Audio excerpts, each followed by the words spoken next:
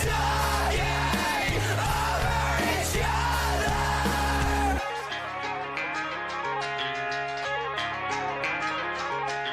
all you recovering emo kids. Amanda and Rob here on the Emo Kids Anonymous podcast. And on today's episode, we are joined by JER, ska punk band out of Florida. And we got to talk a lot about ska, which we talk about periodically on the podcast. We wish we could talk about it more. So having JER here was such a pleasure. Didn't talk about Fishbone one time. We did not mention Fishbone. I know. We did mention the specials. We talked about the specials. The Interrupters, for better or for worse, Less Than Jake, and yeah, talked about JER's and Digimon. A lot about video games, but you know, we have some strong feelings about the video game to punk, emo, ska pipeline. So it had to be discussed on this podcast, particularly with JER's origin story. Yeah, JER's sick. Yeah. The CEO of ska. Yeah. Fascinating time. We talked about punk bands, ska bands. I'm gonna get their address and send them London Calling.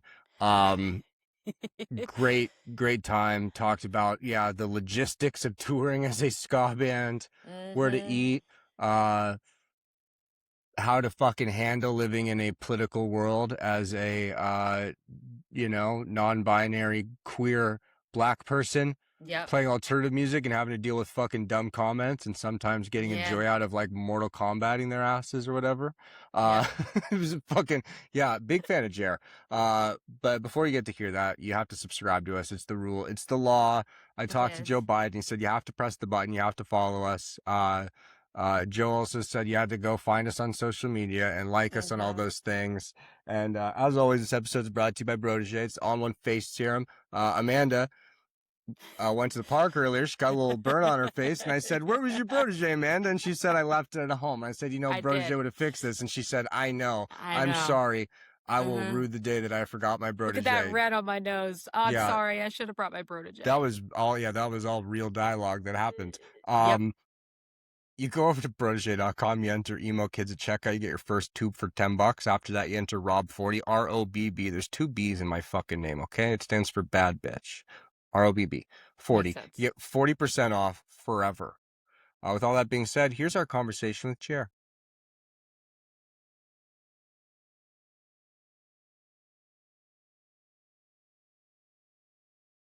Yeah. So you're on East Coast like me. So yeah, you're getting close to bed. I get it. That's how most of my Mondays and Wednesdays are. Rob is sitting pretty in it's only 5 o'clock over there in getting started LA. Over here. He's getting the party started. I'm like, I need to go to bed. Yeah, I normally stay up pretty late, but I've been I started substitute teaching, so I've been I've been waking up at 6 a.m., 7 a.m. And then I'm working and recording at night, so I've been going to sleep still at 1 a.m. or 2 a.m. So it's just been trying to get as many shifts as I can before the school year ends, because I can't do that over the summer. 100%. What are you teaching? Honestly, whatever jobs that are open. I do a lot of marching band stuff, that's extracurricular and after school. Oh, that's right. Yeah. So I do a lot of that. We had band camp this week, so we had to get up even earlier for that. And I was just out with the kids all day with that. But whenever it's a school subject, it's literally if it's social studies or science or whatever, it's more or less glorified babysitting. Yeah. Well, what are the schools like these days, JER? Because my kid is 10 and she'll eventually start to hit middle school, and I'm terrified by that. Yeah, honestly, I feel like the schools are pretty the same in a lot of ways. Yeah. So a lot of the kids are kind of It depends also what school I'm at, because I teach at it's the whole county. So Oh, some schools are more funded than others and have a lot of extracurriculars. I've noticed there's a lot of kids who know alternative music. There's a lot of kids who just have seen me because I go to shows. So they're just "Oh, I saw you at this show," and I'm just "That's cool. I don't know you." Yeah, you're like, wow, that's weird. Okay. That's awesome. And then you do marching band too, because you have a marching band background. Is that right? Yeah. Yeah. So have you gotten those kids into ska? Have we started to make that, segue and help them find the beautiful music of the two-tone. Yeah, I tried. So I always try to like put my students onto good music and stuff. But like I've learned even early on, I was in high school, I was in marching band. I would like try to encourage like band kids to go to shows and stuff. And I just learned they kind of have to like find it on their own. You know, like if I show it to them and they're into it, but like if they're not into it, I'm like, all right, you're not into it. Like you'll find it on your own. Right? Yeah. Like plus they only have so much like space in their brains to learn every day. Like that's a really good chance to slip in. Like I was gonna say, like, you're either the best teacher to get or like the worst teacher to get if you're some like MAGA motherfucker kind of thing. You know what I mean? I'm like, like kids are gonna walk away, like be asking questions, like you're gonna have them fucking thinking and like like that's all those kids need that. But like there's like I can imagine like a few parents being like, that motherfucker. Like yeah. I love it. But That's yeah, awesome. we are so happy to have you on. You know, we love ska. We do not get enough of ska bands coming on the podcast. We've had some episodes about just the intersection of pop punk, ska, emo, how it all kind of intertwines. A lot of our favorite emo bands of yesteryear, their origins are in ska too. Like it's just so ska and emo, we're cousins. We're So I was really excited that we were able to get you on. So welcome to Emo Kids Anonymous. Yeah, thanks for having me. Yeah, it's an honor. I would say introduce yourself, but as we were saying before this, like you might be one of like our most critically acclaimed guests we've ever had here. The CEO of ska, I mean, Anthony Fantano has talked you up. Fucking, I think our friend Andrew at Brooklyn Vegan as well, if I'm not mistaken. Like, honor to have you here. You are someone that has infiltrated, I'm guessing, both of our feeds for years. Yeah. And kind of become almost like, I mean, I bet you if we asked our friend, Mr. Mailman, he would agree. Maybe one of the faces of ska lately. So, I mean, I know a bit of the origin story here. You started playing trombone. I bet my mom wishes I was you, kind of same thing. Because I started playing trombone at the same time. I bet she wished I kept it up. And then you had some solo stuff and bands at We Are the Union. And then all of a sudden, Skatune Network, the royalty on the internet, like. Well, how did this, how did this happen? Yeah, so it all like basically started in high school. More so, I remember middle school. I found the genre in middle school. Ironically enough, the Digimon movie soundtrack. An incredible soundtrack. Yeah. Someone told me that. I remember months ago, someone commented, they were like on a TikTok or something about like the Digimon soundtrack. Like, you gotta make a video about it. I thought they were fucking with me. And then I went and looked. I was like, oh, shit. Yeah. Yeah. It's a dope soundtrack. And I remember being a kid and really liking the music. And it's literally all just like pop punk and ska and alternative. And that was kind of like the thing that kind of backdoored me into the genre. I found Less Than Jake that way, which, back in 2008 when I was in middle school, I was on LimeWire and downloading songs that were not Less Than Jake songs. Oh my God, there's probably Fish songs labeled as Less Than Jake, and like after a MXPX while, Less Than Jake, no effects. Yeah, right. And so I realized I'm like, this isn't the same band, and I like looked into the songs that I downloaded, and I'm like, oh, these are different. I'm like, oh, this is a genre. So I got into it, and immediately I was like, I wonder if I can see these bands live, because like growing up, especially in South Florida, which is like an area that there's such a presence of like the Caribbean and Latin culture where things are skewed a little more. Like you see a lot of like salsa, merengue, like reggaeton, like a lot of different, like EDM is also huge. Like there's a Ultra Music Festival in South Florida. So like you have like this huge presence of like electronic, hip hop, like Latin music, but you don't see as much like alternative and rock. So like by the time I was like in high school, like there were no there were no bands touring down there. We didn't even have like really any venues besides like a Revolution Live, which is like an independent House of Blues size venue. But bands rarely made it down there. So like the underground scene, which was very poppin'. And then when I found out Less Than Jake was playing an anime convention, because like that happened for some reason.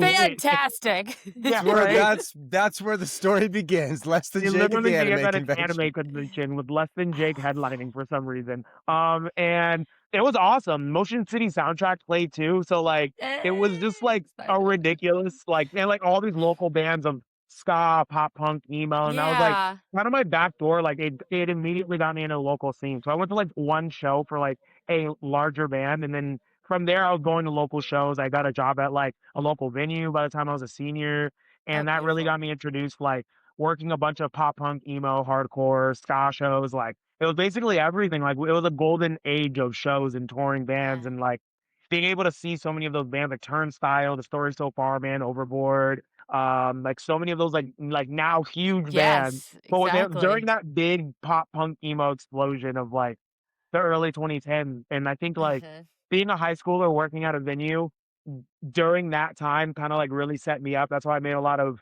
friends. That's eventually like the connections I made there led me to joining We're the Union, like Yep. meeting them and joining them. And then that's kinda what led me to, like, start touring generally, like, doing DIY tours and eventually touring with larger bands, and but at that point, like, no one wants to play ska music, and I was in Weird Union doing stuff, but, like, I had always tried forming a ska band and got to the point where I was like, "I have an interface and I can record myself, and, I have all of the instruments for a ska band. I could start Yep. recording my own covers of songs." And so I started doing that, and I just made, like, a silly video, put it on Facebook, it popped off.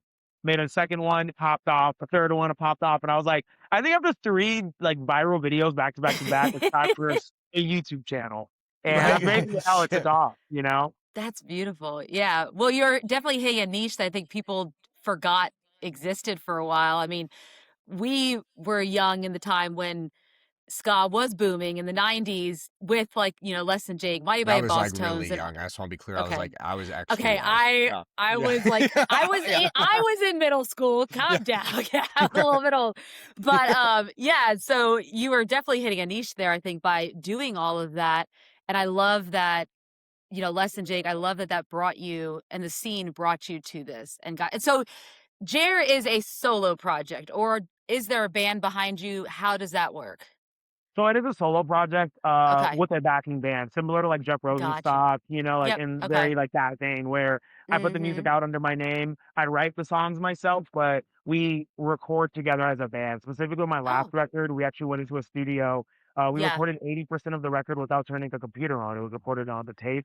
So Beautiful. Jesus we just went in a Christ. studio. That's We played the insane. instruments together. Like, but I was super inspired. But I was like 50, 40, 30 years ago. That's what bands did, you know. Exactly. And Yeah. being someone who recorded 500 plus covers in my room where I'm playing all the parts and it's like I can't like play with a band by myself, you know?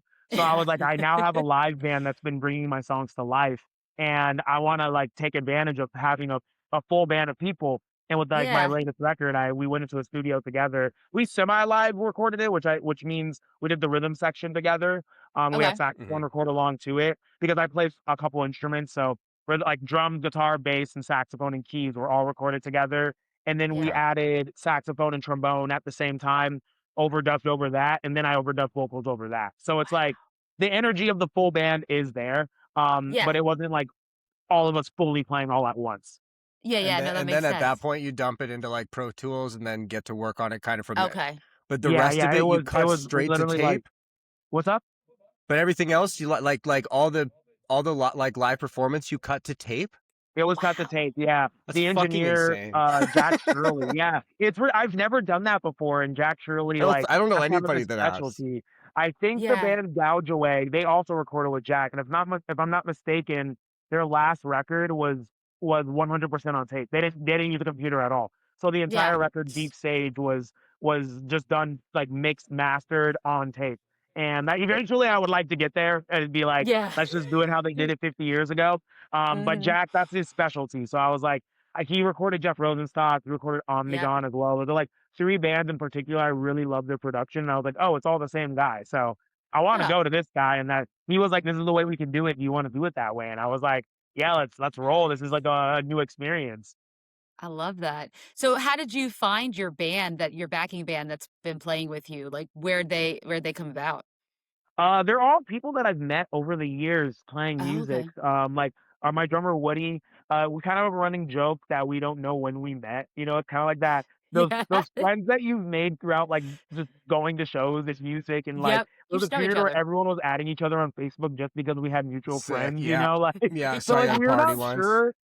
Yeah, we're not sure when we met, but like we've been friends for over 10 years, and Woody's played in like a bunch of bands. We toured together with someone else's band like in I want to say 2018 or 2019, and like I attribute that as the first time we like really hung out a lot, you know. Yeah. Then he's been like my go-to drummer. Guitarist Ricky played in We Are the Union, so when I started doing my own stuff, he was down to do more touring. I actually went to high school with the bassist of my band. She has a band called Woolbright, and um, we've been going to shows together since I was in high school. She also like frequently went to and played at the venue that I worked at. Um, and then my sax player M also played with We Are the Union, and we've also played together with like the Bruce Lee band, Jeff Rosenstock, and many other bands as well. Um, our trombone player and our keyboard player both play in a band called Madame Mosca, and they're homies of mine. Esteban, in particular, our keyboard player, he's like one of the 3 ska keyboard players who play in a million bands, you know. And so like one of those guys, yeah, his resume is very extensive. So, but he's been a homie for years, and Rob, their trombone player as well. I've known him through Madame Mosca. So that's more or less the full band that has been kind of come together and consistently toured. We've had like other members that kind of switch in and out, just depending on like if we need someone else to tour, because you know, balancing 7 people's work schedules and touring is not always easy. Yeah, the logistic. Yeah, that's where it seems to me is like, fuck, touring's expensive. It's tough enough. It's like that's a full size. Like you got every seat in the fucking 40 Econoline filled up there. Damn. Like that's shit. That is. At what point do you like?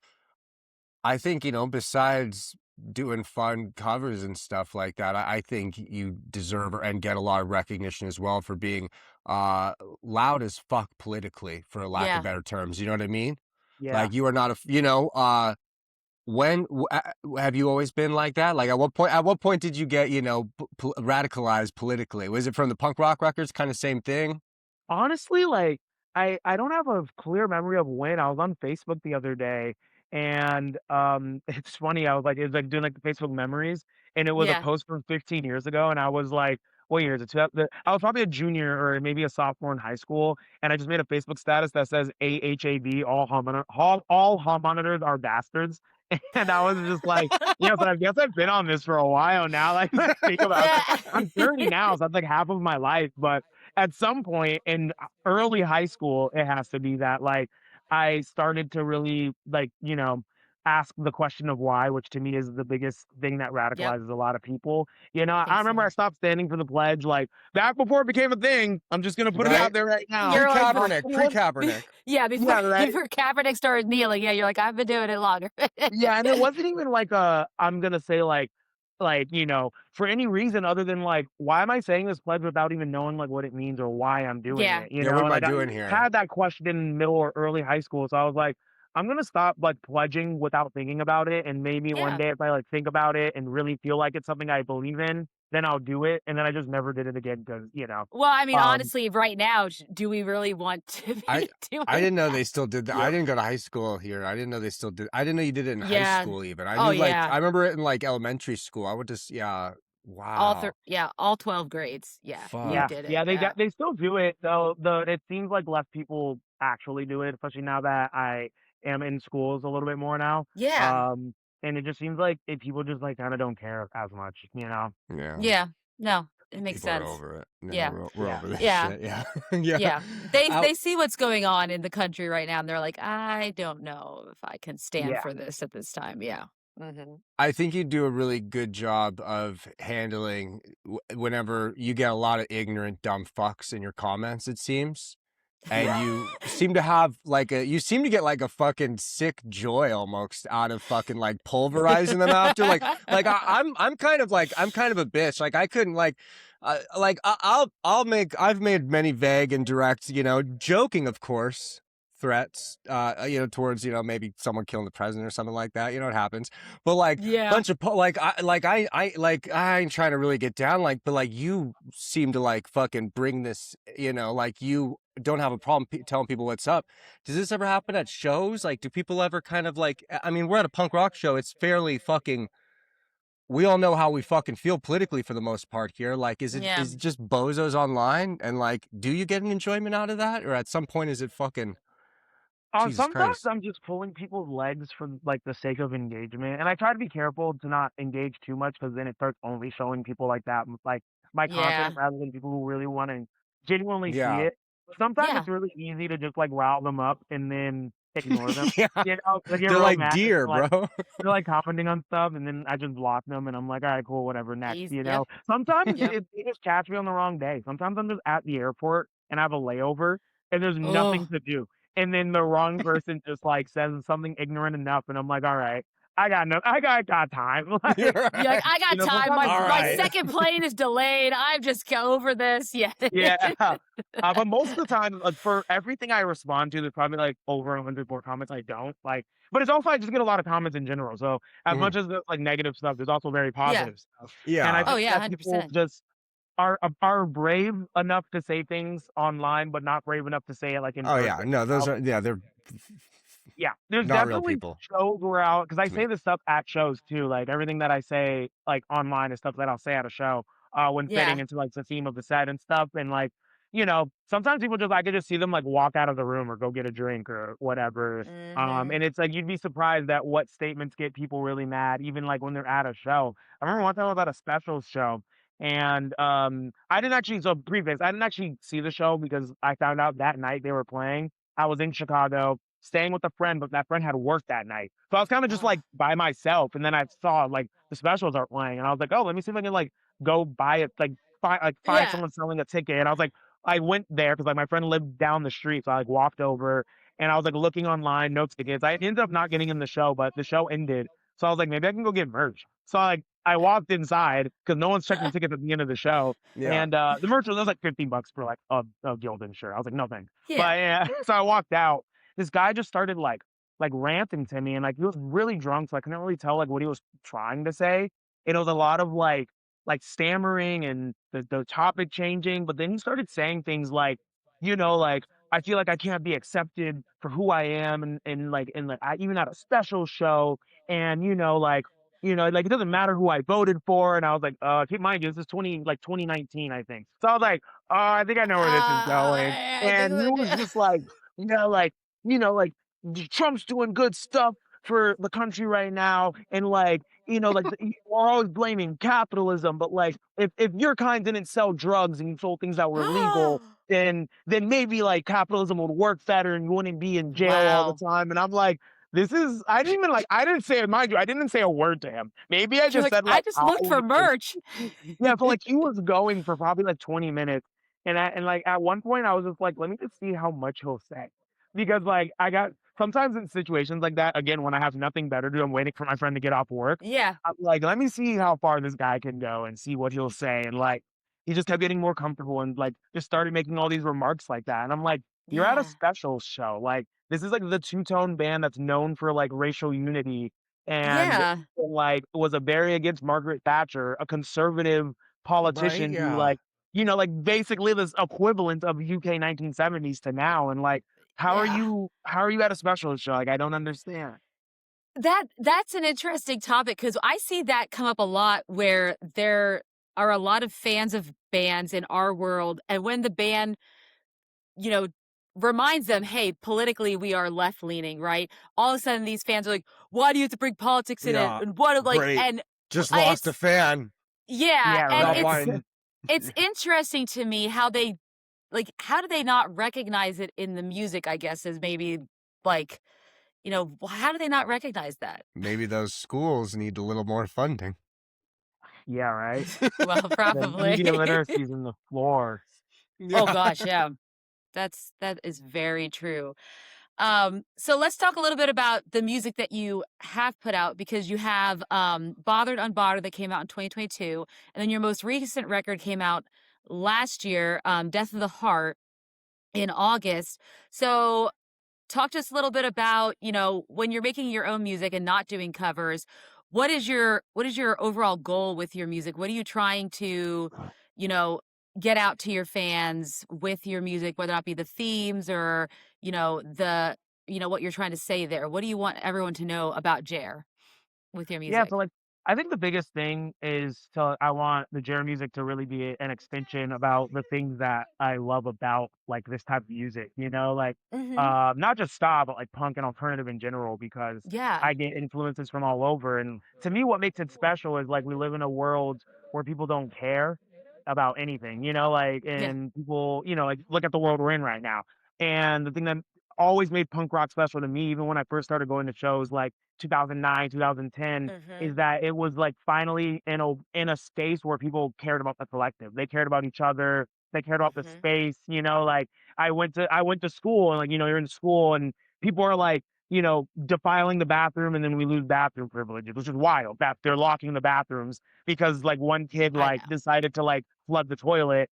But, like, it to me, that's, like, also, like, there's a lot of reasons why that's happening, right? And that's a whole conversation. Yeah. Yeah. But the bottom line is, like, people don't care about the space we all need, you know, and they'll defile a Yeah. bathroom because it's funny. They're acting out. They probably don't get enough attention or care at home, whatever. That's like a whole Mhm. separate thing. Yeah, I was gonna Mhm. say, They're yeah, not, yeah, they need and some they're not help, yeah. respecting the space. So then you go to, like, a punk show where there is a DIY venue that we all rely on to have a space to play shows, and if someone defiles the bathroom, like, and at least in our scene, we will find who did it, and we'd be like, Yeah. "Yo, like, why did you do this? Like, don't show face again, like, respect the venue." Like, that's, like, a huge thing, Yeah. respect the space, respect the people, and, like, you know, you flip back to going to, like, school and, like, the normal world with the normies and, like, people disrespect each other because you're different and people are homophobic and transphobic and Yep. racist and all these things like misogynistic. And so then you go to a punk show and it's like it's the opposite. Like people are supportive of all these different groups of people. So like I've always believed in that. And so I wanted to like be able to create that and curate that experience paired with the fact that I've been writing my own music basically as long as I've been like Yeah. going to shows like since 2009. And for a while, like I had my own band in high school. I had my own like band for a little bit after high school, but then like that all fizzled away and I started playing with other bands a bunch, but I was still writing songs. And it got to the point where I was like, Mhm. I want to like I wanna, like, uplift, like, the messages that I have, and I wanna, like, focus on, like, Yeah. what I'm doing, and I've been putting a lot of energy into all these different bands and all these different groups, while, like, kinda, like, putting my creative energy, over to the side. So I decided I was like, I wanna, like, not only, like, create my own music again and really focus on that, but, like, you know, while touring, I kinda wanna, like, instill, like, the vibes and instill, like, the space, and the energy that the bands that I looked up to had instilled, you know, because when I was going to Yeah. shows it was like someone falls in the pit, you pick them up. And Yep. sometimes that's not always the case. Sometimes I'll go to a show, someone falls in the pit and they get trampled. And I'm like, why Yeah. are we having a punk show if we're not caring about the people who are falling, you know? And it's Mhm. like I can't control what happens at every show. But I could at the very least try to influence the people or encourage the people who come to my shows and are a fan of my music to like, you know, try to be like that change we want to see in the world. Yeah.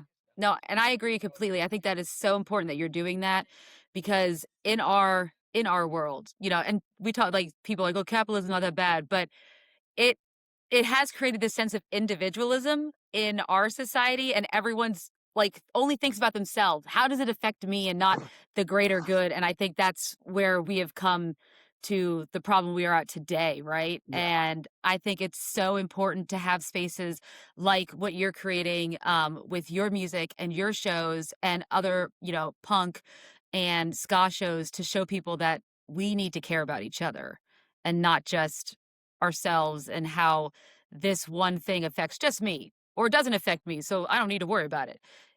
I think that's Yep, so important. Yeah. absolutely. Yeah. 100%. What were some of the, like, going to those local shows? Because I guess, like, Florida's, like, popping off at the time, but you're in South Florida, that's a lot different than, like, where a lot of these bands are coming from, Like, yeah, Gainesville's cool, like, like, I mean, you played Fest, like, that shit, but that shit's kinda far away, Like, Yeah. what were some of the, like, in that scene, like, what were some of the bands?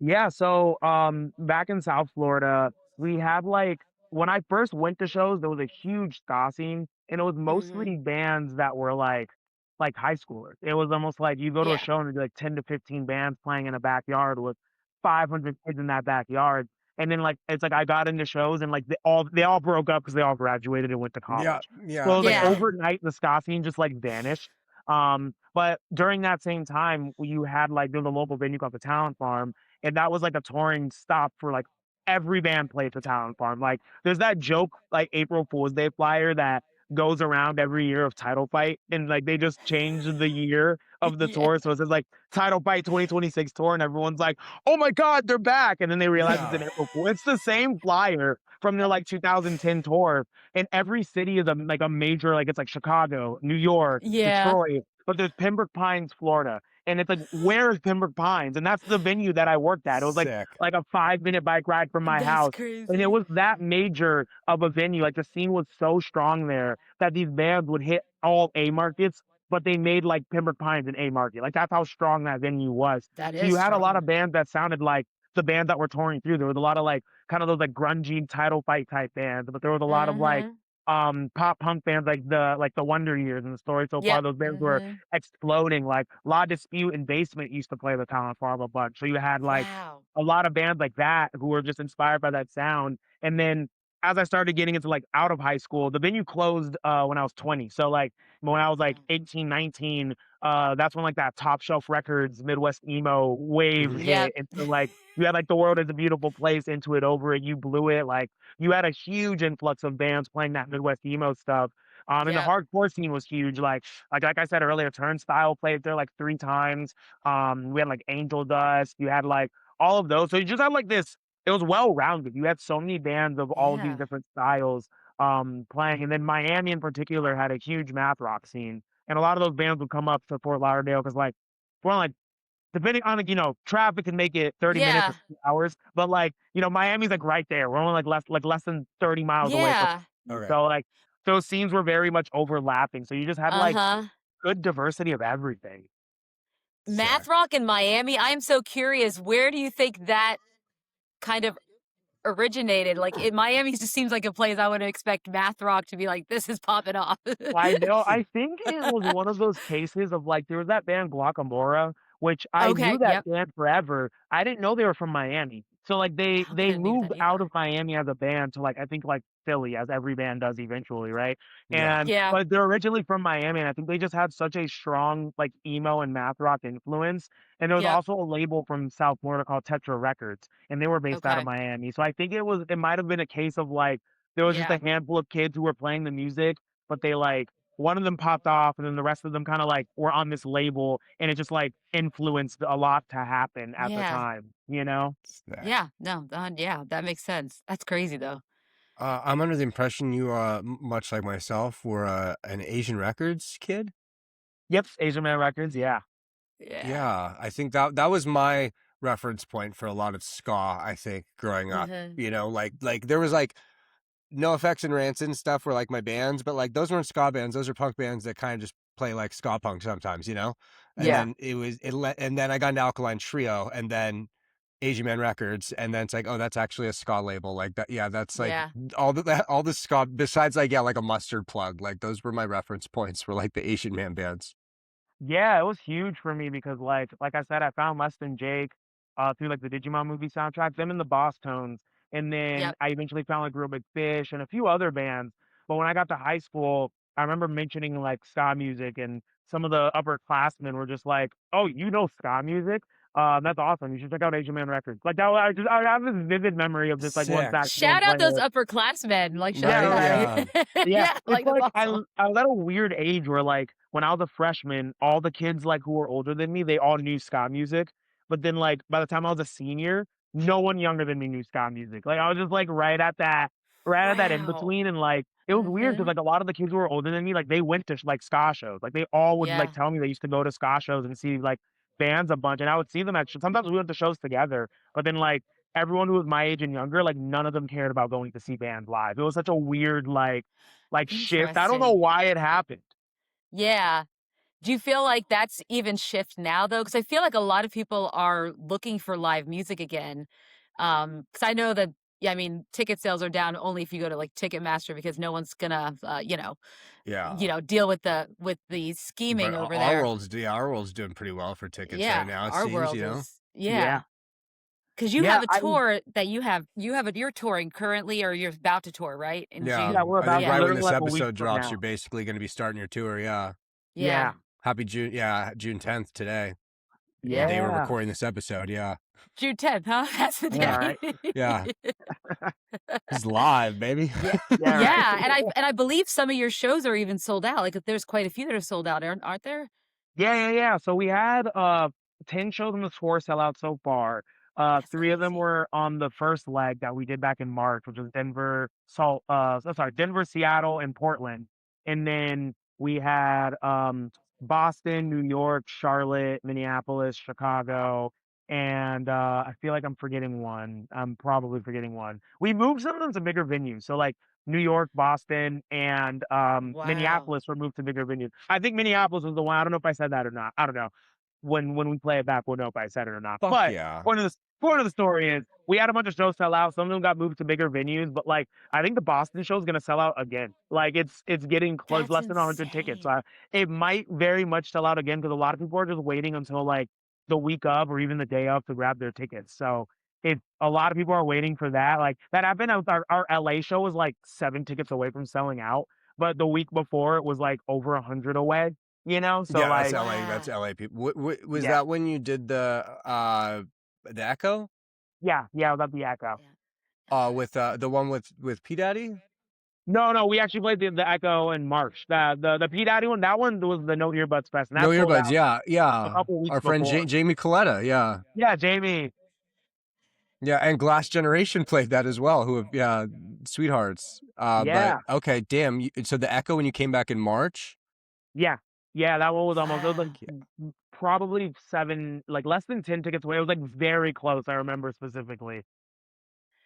That is crazy. I mean, how do Fuck yeah. you kind of, make sense of all that? Because I mean, you've kind of been doing this for a while and seeing these shows now selling out and moving to bigger venues, et cetera. Like, do you ever sit back and take a look at like how is it like why is it happening now? Is something's changing in Yeah. the scene? Like what do It's you one make of yeah, all that?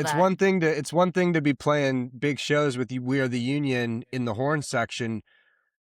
These people they're selling out venues to come fucking see you. You know what Yeah, I mean? Like it's wild, and it's like sometimes it's hard to tell like why people are rocking with me in particular. Like they do they follow me because they know I have music, or do they follow me because I play in other bands they like? Do they follow me because Hmm. I make covers? Like, or do they Yeah. follow me for all the right? Like above? are they expecting the Wii Sports theme? Yeah, which I think now a lot of people have like they're starting to understand it. The big thing with the marketing of this last record, I was focusing on like making sure that like it's clear like what is like the JER band, and like actually made Yes. like an aesthetic guide. I spent like a week pulling like reference pictures from the internet, and like we had a whole color scheme to match like the album art. And whenever Wow. we sent it out to anyone who make art for the record, I like sent them the reference guide of like we're trying to build like a visual aesthetic to associate with the records. That way, there's always like a separate visual aesthetic from Skatune Network. And then I made Yeah. the JER Band Instagram, which I think that was a huge like plus, is Yeah. to have a separate Instagram page in Mm. particular, for the band. And I think Uh-huh. having that page kind of made it click for other people. And then now I'm only doing mostly like the JER Band touring. Like I tour with some other bands sometimes, but like nothing extensive. So there was a period where I would have like 50 tour dates for the year, but it'd be like 20 of them are the JER band, and then like Yeah. 5 of them is another band, and then 10 of them is another band, and like it's so scattered where I feel like people kind of didn't really like know what was what. But now I feel like it's pretty clear like what is what because I'm only doing like one band full time. Yeah. Yeah. And it also starts becoming like falling on your shoulders more too to a degree though, Like Yeah. Uh-huh. all of a sudden you're the boss of this operation. Yeah. I know you played before with some of some besides those ones, like a Hummus Vacuum, Action Adventure. Hummus Vacuum, same thing. We're just very good at just like baiting people politically. Like, Yes, Yeah. yeah, we talked a lot about that. might be a master of it. But Yeah. you also did Stoopfest? Yes. Yeah. Yeah, how was that? That's one of the cool, like, I understand there's like a few of these. I live in fucking such an LA bubble. I can't imagine this idea of like the people they're just playing on fucking porches. It's wild. I Like that know, sounds so right? crazy to me, but like, how is this when it goes down? Like, that sounds sick. It's it's so cool. So like Lansing is kind of like a sister city to Gainesville. I live in Gainesville, Florida now, so like I actually live where Fest happens. And I feel Okay. like Okay. when it comes to like festivals like that, like small DIY, like grassroots festivals that rely on multiple like places being the stages, it can only happen in like a small town like the thing like Lansing's not a college town, but Uh-huh.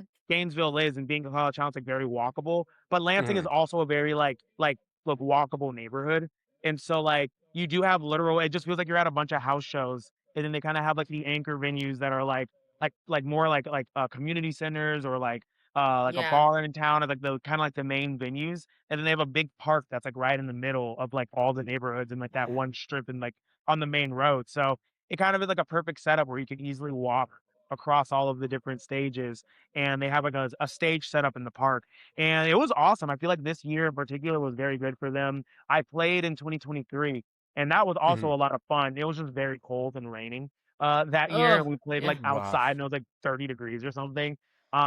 But people should they show up, like Michigan people will show up. They don't care if it's like rain or snow Yeah, or yeah, no. sun, heat They're wave, used like to it. yeah, there's like Shout it's out like that fucking working Michigan, class yeah. blood, you know, Yeah, like your Yeah. that's grandparents were in right. the mines, like they don't, Yes. they don't care No, about. they're Yeah. yeah, no, they're yeah, we have had a They few work bands for the on from, car like, they work for the Lansing. car industry. Yeah, they got Yeah, it. They yeah, no, understand. they've been hard, yeah, that's the fucking Rust Belt, like, you Yeah, know? yeah, No, it's very that's special, and you could tell there's like such a love for that community there, similar to like Fest in Gainesville. It's like you can tell there's such a love, like not only for like the bands and for the music, but like for the like the city and the neighborhood that it's in. You know, like that's something like some Mhm. people will go to a festival, like people go to Riot Fest. And I don't think anyone is thinking about like the neighborhood that Riot Fest is in. If they were, I mean, like I've heard the people who live in like that neighborhood, like Douglas Park, they don't like Riot Fest. You know, yeah. Having that's what I've walked through it heard. before, I could see that, yeah. Yeah, I've heard, and I'm not saying Rap Fest shouldn't be there. Like I'm very like it's not my like I don't think it's my place to even say like that. Like to Yeah. me, it's the people who live there.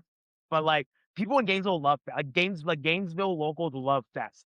They Wow. absolutely love it, and the same thing goes for Lansing locals. Lansing locals love Fest or love Stoopfest. So Yeah. Sick. and I think it's like an extension of the community rather than like a big festival being placed in a community. Yes, that makes a huge difference, I think, because, like, Riot Fest is now this commercialized property that sits Yeah, in a very it's not part major of the city community, too. yeah. Yeah, Yeah. exactly, yeah. It's I Mhm. mean, it's yeah, it's a tourist thing, like, it's making money for the city, but, like, yeah, it's not I mean, I know for like, Stoopfest, for example, is, like, not for profit, like, they make money, they put the money back into next year kind of thing. Yeah. Yeah. Speaking of festivals, I'm curious your opinion here too, because I noticed, like I mean, fuck, we can get beyond just the basic binariness of man-woman bullshit even, like, you look at a festival lineup, it's a lot of fucking, like how do you feel about the diversity in festivals today compared to even before? Like, I don't think they've fucking changed that much. Like, I think it was Four Chord we were talking about a couple weeks ago. Like, I saw a Yeah. video, like, if they took away all the bands that were just dudes, and it was like there was like Like 3 fucking bands left. yes. Yeah. Mhm. Yeah, I think it's like I mean, it sucks because I feel like for a period, which, I think everyone agrees, like, there was a period where it seems like there was, like, progress being made and, like, more diversity, Yes. and then, like, it's like the pendulum has swung the other way, unfortunately, and, like, now you see these festivals kind of bending to, like, what the general public wants, which, sucks, especially for, like, alternative scenes where we're supposed to be pushing the pendulum back the other Yep. Yeah. way, not bending towards it, right?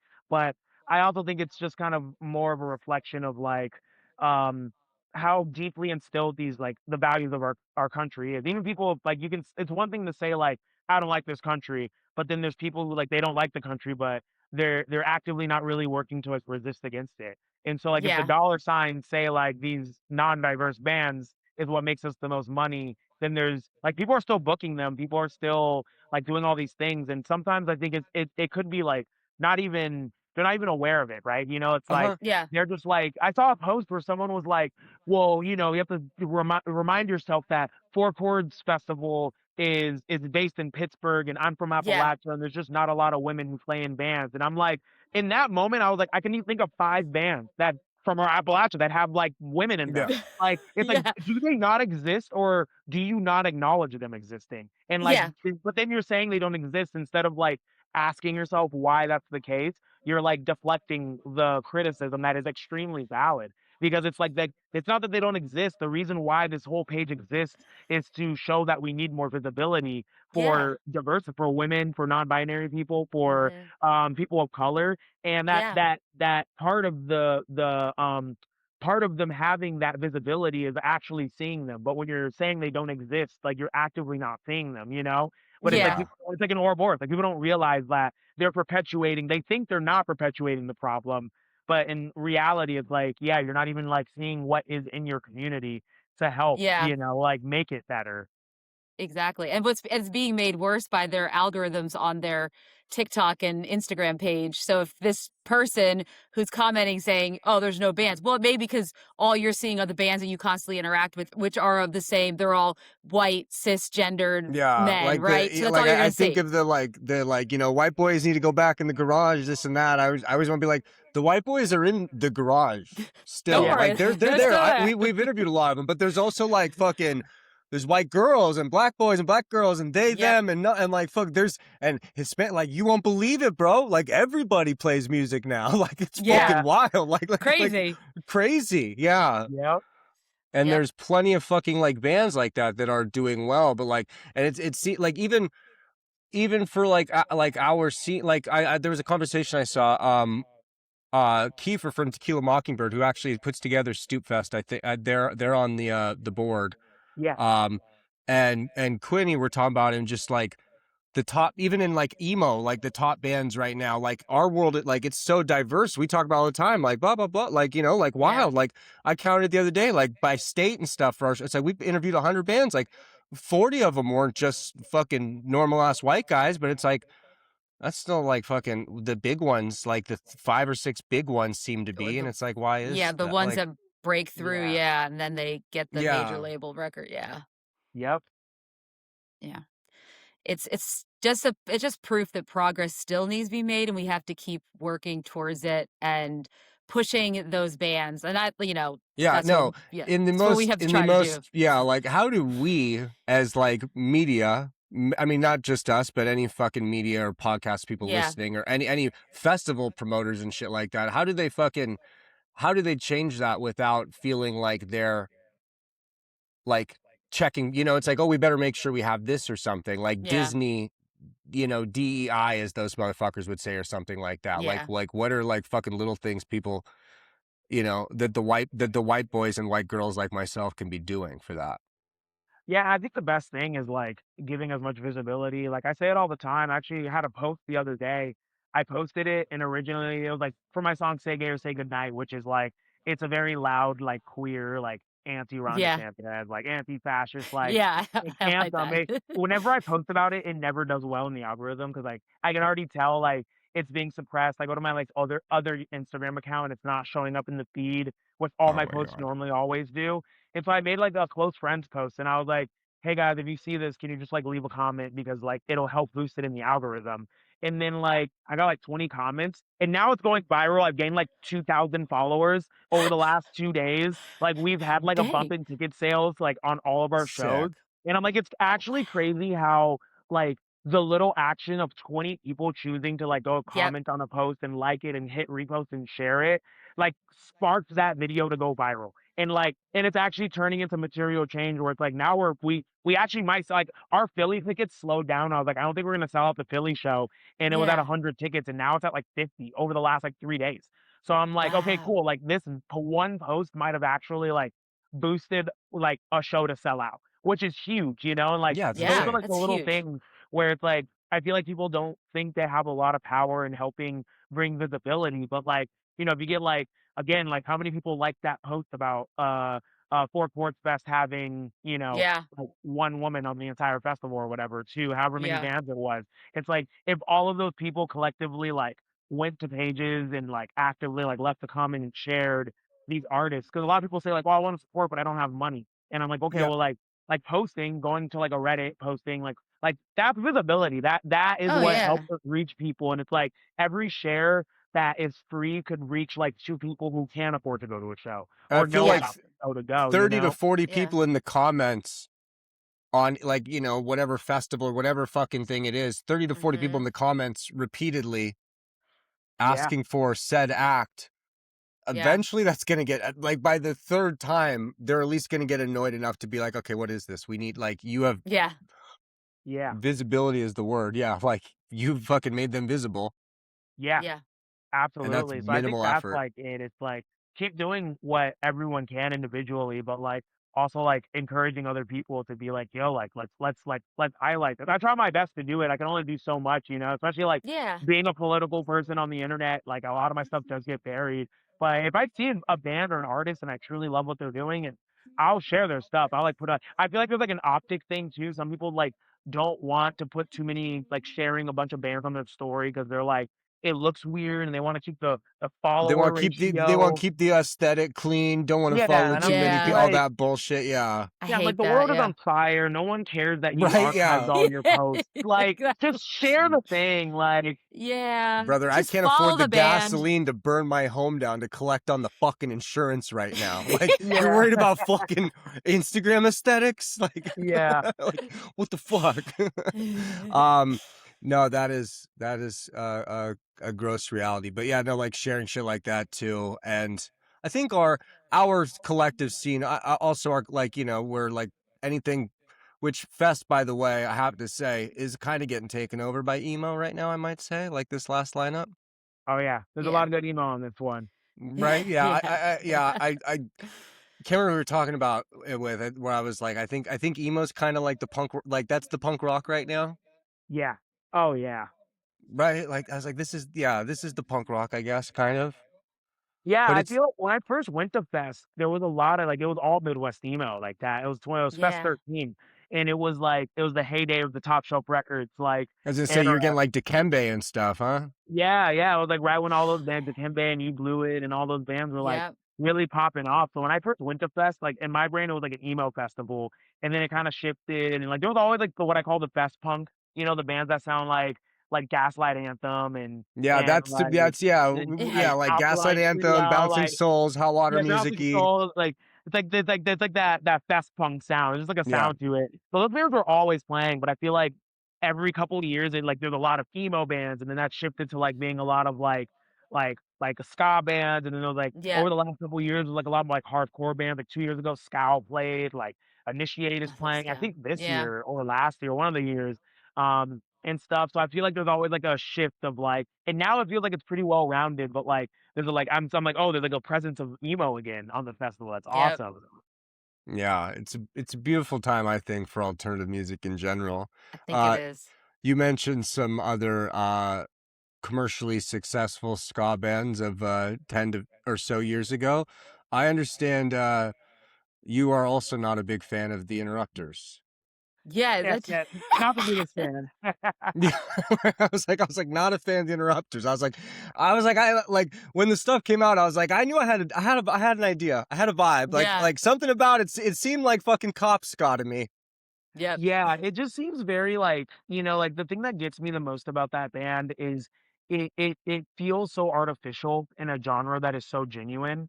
And it's like, you know, like the whole thing that made two-tone ska so cool is the fact that like when you look at like the specials, they're like working class people, like they worked in the factories and then they were making music, and you look at their music videos and you can tell that they're working, like their clothes are worn because like that's what they wear. And then and like they have this two-tone aesthetic, but part of it is like those are their working class clothes, and you can resemble that in the music. So when you see a band that's like trying to do that sound, but their clothes look like an intern went to the dry cleaner to get it freshly pressed. And so they just like it's like it looks like you're wearing like a $500 leather jacket, but you're trying to play a working class music, and like it just doesn't fit right. And then I forgot who said it, but someone said that they're the Imagine Dragons of ska. And I was like, oh my God, it's corporate. That's a great rock. comparison. But they're just corporate rock. That was like that's why like musically also I like it's just corporate rock. Yes. Thank you. I appreciate that. That's beautiful. It felt like were they were Fat Wreck, right? Or they were one of those, I think. I felt like Hellcat. Is Hellcat. I was like, someone's putting money. Tim Armstrong. Tim's got that. They have that fucking Op Ivy cash coming in. Yeah. Yeah. The deluxe edition of And Out Come the Wolves was fucking bankrolling that. Yeah. 100%. Speaking of ska punk bands, or bordering that line, Second greatest, most important band ever exists, The Clash. What's your favorite Clash record? Ooh, also, honestly, I'm gonna be full transparent with. By the way, as I'm being transparent, I'm gonna grab my charger, so I'm gonna turn my camera off real quick, but I can keep answering as I do that because my laptop's on Okay. the stand. I'm realizing. But actually, the Clash is one of those bands that I miss on my upbringing. So I got backdoored into like alternative music where I started out listening to underground bands, and so the Clash is kind of one of Yeah. those bands where I'm like, I should probably take the time to like really sit with their discography and give them a listen. So I actually don't really have an answer. Every time I've heard a Clash song, I've liked it. And it's just kind of one of those things where it's like I've never actually sat down. And so sorry if that's I haven't given it the sacrilegious. time yet. Yeah. Yeah. Yeah, but also the way that I am with music is I don't want to like, especially with a band like The Clash, is like I want to give them my full undivided like attention. If I'm gonna sit with their music, I want to sit with the Mm-hmm. records for like a month. I was plugging my computer and my laptop died. Like straight up, like Yeah, No. that's exactly what it was what like if it had lasted like 2 more seconds, it wouldn't have like turned off. But we are so back. Never fails. Beautiful. But yeah, I was no, but basically saying as like you're saying, like I get you. yeah, like I just love listening to records and like fully giving them like the time to like really digest them. If I'm gonna listen to, I love the records front to back. So if Oh I'm yeah. gonna listen to a record, I want to have the time to like appreciate it and not just like put it on as background music or something like that. So I just haven't like it's like I have a long Yeah. list of artists that I probably should have listened to like a long time ago, and The Clash is on that list. If I hear you're you. I guess in this hypothetical situation, I'm imagining you're teaching and the bell rings and all the kids leave, but there's like one kid, just real impressionable young motherfucker in the back of the class, slowly going out, and you can give them one record. I guess in this hypothetical, the kid has a turntable or like a CD player or something. You could hand them one Yes. record. It doesn't even have to be ska. What's the record you would give someone? Oh, that's a good question. That's a very good question. I feel like I'm inclined to say the Specials LP. If I had to pick one. Nice. It's just like that band. It's just a good record and a great band. I think the reason why that band did as well as they did is because it was like truly like the purest, like just expression of like people, like the music is so huge Yeah. on Yeah. earth. Like it's like such a like there's so many like little things, like little quirks on that record, and like there's moments where like, like the gang vocals come in and they hit the mic too hot and it's like a little loud, but like it's just human. Yeah. It's human as heck. And like especially right now in a day and age where everything on the internet is so artificial and like, you could like auto tune everything and add like and pitch correct Mm-hmm. to make everything perfect, quote Yeah. unquote. It's like we're lacking so much like humanity. And it's like a band that to me is like very underground, but also very not. Like they're like a legacy band. They're so Mm-hmm. especially like in the I'm sure in the Mhm. UK they're much more common of a name than in the States. But I'm like, and they also the Yeah. message of their music is so like timeless, for better or for worse, like Yeah, Yeah. it shouldn't Sometimes be, you but wish it wouldn't is. be. Yeah. But that's a good pick. I remember when we had Adam, when we had the ska mailman on, I said the same thing where it's like, I really liked ska as a kid and then I didn't like it for a while because like I'm thinking of like, yeah, like what third wave ska? I'm thinking of like mozzarella stick ska and shit like that, where it's like, oh, I want like the Clash, the English Beat or something, like where it felt like it didn't feel edgy anymore. Yeah. It lost its edge for a minute. What is your personal, I mean, I'm guessing we're going at the beginning yet. Do you have a personal favorite wave of ska? I've leaned there was a period like I was listening to a lot of two-tone over the last couple years. Mm-hmm. And but then I realized like two-tone ska is so it's quite literally like 5 bands. Because it's just the band that were on Yes. two-tone records from like 1977 and 1979. Around that time, it was such a small Yeah. blip, but they were so influential. There's a lot of bands that play that style, but technically they're not It's two-tone. funny you say, because I remember like cool, like alternative record stores. Like there was a Tang Records, like right on the boardwalk in San Diego. And it was like, they had like oi punk, cow punk, like ska, oi, separate, like ska, like all, and it's like, the sections are probably 9 records deep, and it's like you mentioned, like, oh, Yeah. the top shelf record of emo. Like, I wonder if like 10 years from now that will be like, there's like top shelf emo. Yeah, right. You know, Yeah. there's like there's Fueled by Ramen emo. Yeah. They're Yeah. Yeah, interesting. Yeah, so it's so funny. It's like how much influence such little amount of musicians and people can have. Same with like first wave ska, where there's a lot more of it, but like most of those bands are like the Skatalites, because the Skatalites were like, it's like the Motown with the Funk Brothers. They were the backing band, so you'd have like these Jamaican singers come in, but the Skatalites was the backing band. Like early Bob Marley was the Wailers, and it was Peter Tosh, Bob Marley, and I can't remember the third person's name, but off the top of my head right now. But the rest of the band was the Skatalites, like playing that. So it's like if you're listening to that traditional ska, like a lot of the times it's going to be the Skatalites in some iteration, being the backing band for that. So it wasn't until like, and I think part of it is just like the commercialization of music in the States, specifically in the 80s onward, where, you know, there was a lot of money to be made in owning everything in the music, and you saw a lot less covers and like reimaginings and performances and stuff. You just started seeing like specific bands being focused on, so they own 100% of the rights, and by that I mean their label owns 100% of the rights. Yeah. When you said they, you mean RCA? Yeah. Fucking. Yes. Yeah. That's who owns it all. Wow. When's Upbeat Eats coming back? Oh wow, deep cut. Oh my goodness. I've thought, because I need you to know, Jer, I also used to host a cooking show on YouTube myself. It's like kind of like the exact opposite show, I think. Mine was super sexy, slutty steaks, and it was just me getting stoned and cooking up like different like. It wasn't even like I was like one of those like blue collar grill guys. It's just me in my apartment, like I'm cooking on the cast iron today. I love on that George Foreman. Yeah, cooking like on like I had like a hibachi grill, cooking a ribeye like on my patio where I'm not allowed to at the apartment, kind of like. But yeah, as a fellow cooking show connoisseur, have you given any thought to going back to that? So like what I thought about in this current media climate, long form YouTube videos, it's like they take so much work, and I learned that when I made like longer videos, is like until you have a flow. And I'm sure if someone tried doing covers the way I do, like I can pump out a cover in 3 days because I've done 5. I was gonna say routine. But like when I first started, it wasn't routine like that, you know.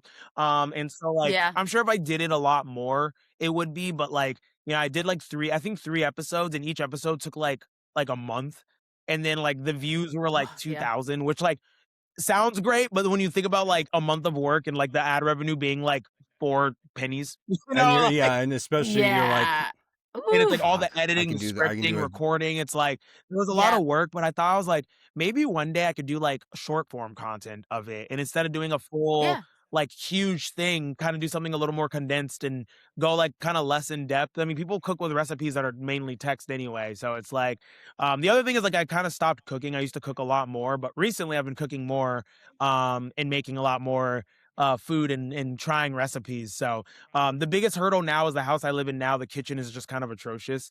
It's functional, but it's very small, so it's like very hard to do anything in there beyond just like one person cooking, you know. Yes. What do you eat on the road? On the road, we try our best to find a lot of like kind of local spots, honestly. Especially being vegan, there's a lot of great vegan restaurants and like spots that like cater towards vegan food. If we find like there's always like hyper specific regional chains that I always love. Like there's a bibimbap place, like it's literally called bibimbap. It's like I believe Korean is bibimbap. I'm not sure like what, or Vietnamese. Okay. It's either Korean or Vietnamese, I'm pretty sure. But there's like a chain. It's like Chipotle, but like bibimbap version of it. Wow. And it's really good, and like it's all gluten free, and we have people who are gluten free and vegan in our band. So like they have like tofu option, gluten free option, everything's clearly labeled, and the bowl is like $8. So if we're ever in like Ohio, Illinois, or parts of Missouri and Kansas, it's like always accessible, and it's specifically and so and then or like BB bowl. What is it for us? The gas station, they have like Sheets. Like Wawa doesn't have as much vegan stuff, but Sheets you can build like a burrito. Don't tell Philly. Yeah. Philadelphians that. It's like, and look, I love Wawa. Actually, so funny enough, also don't tell Philly that Florida is now the state with the most Wawas. We've surpassed New Jersey and Pennsylvania. Well, y'all just did it up. Okay. Yeah, so like, and Wawa, I love Wawa. Don't get me wrong, but as far as like getting food late at night, Sheets is just a better option when you're vegan. They also have like French fries. They have a deep fryer, so I'm here for that. So it's like places like that are always like really convenient and we always find ourselves at. But other than that, we're always trying to find cool spots. That's also another thing I love about touring is like people ask you like, oh, what's it like? Like, do you get to see all these places? I'm like, I get to see Pilot J and Flying J's. Like, that's what I get to see on tour. But if you can take a moment to like go see like a local spot and see like what that community has that nothing else has, I always try to take advantage of that. That's beautiful. Yeah. Yeah, that's nice. That was my only thought. Was like the in-betweens, like as someone health conscious and vegan and shit like that, like you gotta like the 7-Eleven might be a tougher option, or the Flying J. Yeah. But like once you're in any decent civilized town in America, you should be good. Yeah, honestly, like you'd be surprised. Like one time we were driving up through South Carolina, middle of nowhere, we get off of the highway to get gas and we pull up to a Shell, and like attached to the Shell, there's just a sign that's like a very like you can just tell someone made it on like, I don't know, like Photoshop in 2005. And it's like Eliza's Vegan Kitchen. And we were just like, what? We're like in the middle of nowhere in South Carolina. In a Shell? And it's like, Eliza's Vegan Kitchen probably fucking ripped. It's owned by a black woman and it's a soul food spot. So it's like vegan mac and cheese and like fried chicken and like all this. And like she like loads the plate up. It's just like a hole in the wall spot that's vegan. And it's like just off of I-95. So if you're ever like better than South any food Carolina I've ever had has in my fucking life. Taco Bells. There's no food off of the highway for some reason in South Carolina. It's like pretty barren. So to get off the highway and just like accidentally find that was pretty awesome. Sick. Oh, that is beautiful. That's awesome. Yeah. I know. We don't have a lot. We live on the West Coast. It's not the same thing, you know. Like we have good food and there's this and that, but like you're talking about like off this, like by a gas station. Yeah. Even like that vegan mac and cheese is better than the regular shit best shit I've ever had. I'm sure. Yeah, it's pretty good. Well, I'm sure you have a lot of vegan mac and cheese there. Yeah, but I'm sure it don't hit the same. There's no way it hit. There's no way it does. Like that's all. But I need to know before we let you go. Video game covers, obviously you do some of those, and you mentioned like Digimon and I feel like, you know, like I'm obviously like Tony Hawk and shit like that, but can we talk on the pipeline between video games and alternative fucking music? Because I feel like video games and compilation discs up to a certain year, that's how everyone fell into this. Yeah, I mean, honestly, it wasn't even fucking alternative. Like you'd be playing fucking like the NASCAR games had AFI and shit. Yeah, it's everywhere, and it's kind of wild. And I think it definitely had a huge influence. Like I say, the Digimon movie was a big influence, but even before the Digimon movie, like Sonic Adventure 2, that was like one of my favorite games as a kid, and that soundtrack was all Crush 40, but you listen to that soundtrack and they have like punk and like ska and like, you know, a bunch of different like metal, like all these different genres, and that stuff is so like formative when you're a kid and you're hearing these songs like play on loop and stuff like that. You know, like just repeatedly, especially back then. There's like 9 to 20 songs on these games at max. You know what I mean? It's like you're hearing it fucking over and over again. Yeah, so I definitely think that video games play a huge part in that, especially because like video games are a huge part of people's lives. You know, like I don't know many people who grew up playing a lot of video games who like have an indifferent feel, even if they don't play. I don't play a lot of video games anymore, but like there's still such like it's like a second, like I'll pick up a video game and it's like second nature. I could go years without playing. Yeah. And then it's like my hands just know what to do, even if it's a game I never played before. Like I'm just so intuitive at like getting into it because I played so much, and it's just like I think about my childhood and like playing video games is like just such a huge part of it. So that comes with the music on those games as well. Yeah. I agree. That's how Splashdown was for me. I also had a very alternative. No, it was a game. It was a game that you played like on jet skis, and you had to do all the. That was about as far as I got with jet like ski game. That shit and you dope. raced and you can learn the different tricks. But like Sum 41. Wait, what was it called? What was it called? Splashdown. Okay, never. There was a different one. I remember. Yeah, me and my brother would play when I was a kid. Jetmoto? Was it Jetmoto? Jetmoto was the one. I also played that too. Yeah, but that was like before. Yeah, I think All My Friends Are Metalheads is the song on the Digimon soundtrack. My introduction to ska, there was before Tony Hawk. There was this game called Street Skater. Mm-hmm. and it was this Japanese skateboarding game, and like apparently you could put I didn't know this at the time, but you could put like the PS1 disc in like your CD player, and it would just like play the soundtrack. That's so but like sick. that whole soundtrack was basically like Less Than Jake and a couple other bands, and it was I didn't know what fucking ska was or punk or any it wasn't until years later. Like I knew I liked Pennywise, I guess, but I didn't know until like 2 years later, like, oh, there's a word for that shit. Yeah, right. Yeah, that's how I felt about Less Than Jake as a kid. I was like, this is awesome. If only this was a genre, you know? Come to find out. If only there was more of this. I bet you were shook when you found that out. Yeah, another game that like really no fucking clue. Like that really influenced me, and I didn't think about it. Like I kind of want to revisit because I've never revisited the soundtrack, but SSS Tricky, the snowboarding game. SSS Tricky. Oh yes. Yeah, that was like another one. That Run DMC was on. They did like the theme song. I was gonna say I think of like the Tricky song. Yeah, which is funny because like I knew that game, but then I found that band, or not the band, the rap group like later. And then I was like, oh, this song sounds familiar. And then I like made the connection. I was like, that's right. They used it in SSS Tricky. Like that makes sense. Yeah. Fuck. That's wild. They got to bring back extreme sport games. I know, right? Yeah, I feel like there was so many of them for some time. Right? I think now, unless they're like unless it's Tony Hawk's Skate, there's just not, from what I understand with video games, like there's just not enough money. Yeah. Either you're making like app level shit for like Steam, or you're like, God of War or whatever. I fucking don't. I don't. Yeah. And I think a lot of video games, the people that play video games, the underground that's kind of carrying the torch. There's like a lot of independent games and underground games. Like there's that game Skatebird, which it's literally just like an indie version of Tony Hawk, like skate type game, but you're a bird. I know that. So it's like just a bird doing tricks. And there's a bunch of like punk bands and alternative bands in that one. And like we always get like inquiries, but like they never like fully flesh. Like people will email us being like, I'm developing a game and we want to put your music in it. And like some of them like don't like some of them are just like they're in development forever because it's just like a guy just doing it by himself, by themselves, whatever, just like no help or whatever. So it's like when I finish this game, whatever. But like, I think that's you're kind getting of so ahead of yourself messaging us. Yeah, know, like don't worry about the soundtrack yet. Yeah. Finish that game. Well, beautiful. So before we let you go, JER, what's on the horizon for the band? I mean, you're touring this summer, and then after that, are we working on new music? Is there something down the pipe that maybe we can look forward to? Looking forward to, I'm trying to get some new music. I've been writing a lot. It's just like finding the time to sit down and like demo and then record and then figure out. So my plan right now is to get through touring and like see like where we're at, and save up money because I do want to try to hit the studio. Hopefully, like by this time next year, it'd be nice to have another like record or something recorded. So we're trying to figure that out. But we're also working on. We got some cool tour offers with some cool bands.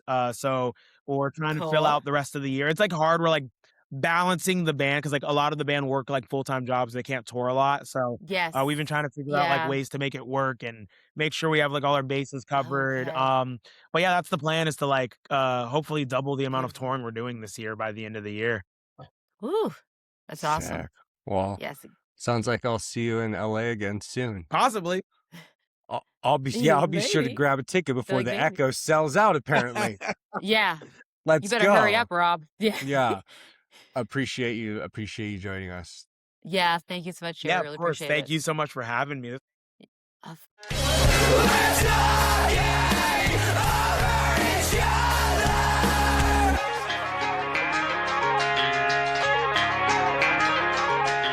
Hey man, it's your boy Petty Hendrix, man. You tuned in to Emo Kids Anonymous. Check it out, you did.